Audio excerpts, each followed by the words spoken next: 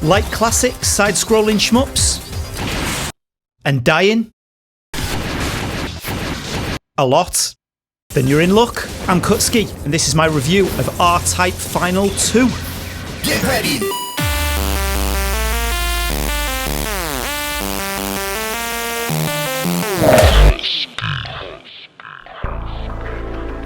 Let me start this review by saying I am a casual shmup fan. If you're hardcore into your bullet hell shooters, then my opinion's probably going to be of little value to you. But if, like me, you casually enjoy the genre and you want to know if R-Type Final 2's worth checking out, then let me tell you a bit more. I played the original 1989 R-Type to death back on the Amiga when I was a kid. I was never any good at it, but that never detracted from my enjoyment.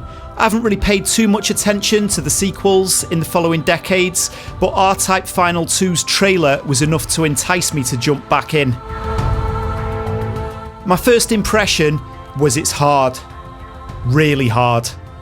I jumped in with the assumption of thinking I could just wiggle my ship around for a little bit, mash the fire button, stand at least a fair chance of ploughing through the game that way. However, after dialing the difficulty down to the lowest setting and still not even being able to get past the third level, I came to the realisation that there had to be more to the game's mechanics than I was understanding. At this point, I decided to dig deeper into the digital manual and realised the fundamentals of the game that I was missing. First of all, L1 and L2 change the ship's speed between 4 different levels. This is crucial to speed up to get out of tight corners of ships and bullets, and then to slow down to thread your craft carefully through tight spaces, and I'd completely missed this. The next step was to understand how to use the Force. Yeah, no Star Wars jokes please. The Force in R-Type Final 2 is an autonomous craft that either attaches to your ship, increasing the firepower, or detaches to roam the environment independently, picking off enemies for you. I'd figured this much out on my own, but a key mechanic that I'd missed is that the Force could absorb enemy bullets and energy to charge a meter in the bottom corner of the screen called the dose meter, which when full can activate a special attack, clearing all enemies and bullets from the screen, dealing huge amount of damage to bosses. So instead of passively letting the little fella fly around and do his own thing, you should be constantly firing him out and pulling him back in again to charge the meter, ready to get you out of a tight spot. Then there's the wave cannon. The Y button fires a single shot, but holding it charges a beam meter at the bottom of the screen, and you release it to fire a more powerful blast. Again, this much I'd figured out on my own, but what I wasn't aware is if you continue to hold Y after the meter's full, it allows you to charge it again, and even multiple more times after that depending on your ship, allowing a devastating attack to bosses if you're able to fend them off without fire for long enough to fully charge it. So with my newfound knowledge, I attacked the game again, and I have to say, I didn't fare much better initially while trying to remember all the different systems and figure out which ones were the best to use in different situations. But after a few more tries, things finally started to click for me. I started to progress further into the game each time, and that was the point that I really started to enjoy the game. It's still very difficult with its trademark one-hit kills and somewhat cheap deaths at times. This is very much a game of repetition and pattern memorisation, but once I got a handle on the mechanics, this meant that I never really got stuck on the game. If you bang your head at a tough section for long enough, you'll start to see your way clear of it and breeze through it on following runs. That's where the satisfaction in the game was for me, ploughing through a section of the game with relative ease after contemplating rage quitting the game the night before at that very same point. Obviously, all this newfound information made the game infinitely more enjoyable for me, because I actually understood how to play the game effectively then. And it was all accessible to me from the main menu right from the start.